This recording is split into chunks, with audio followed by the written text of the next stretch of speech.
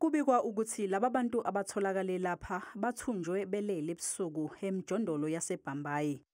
Izidumbu zabo zitholakale ngezithuba zehora lesithupha ekuseni. Zonke zigencwe ngocelemba.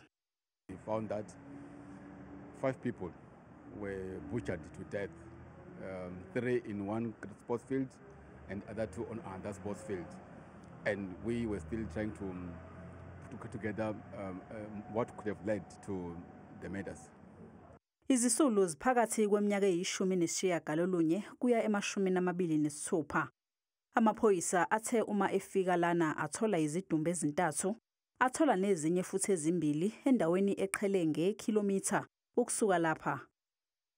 Usihlalo wesigungu esilwa nobugebengu endaweni usola ukuthi lesi bekuyisigameko sokuziphindiselela komphakathi. Abantu nje bebengayiphethe kahle endaweni bengenza izinto eziright.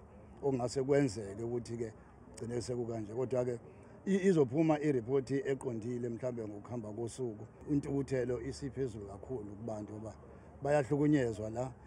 Kwesikhathi uthola bayaziyo abantu abenza lezi zinto kodwa uthola ukuthi kufike kubona baqondiswe ngendlela efanele akugijimi kakhulu. Ukutholakala kwalezi dumbu kuqhakambise isibalo esiphezulu sokwanda kwezigameko zokubulawa kwabantu kule ndawo.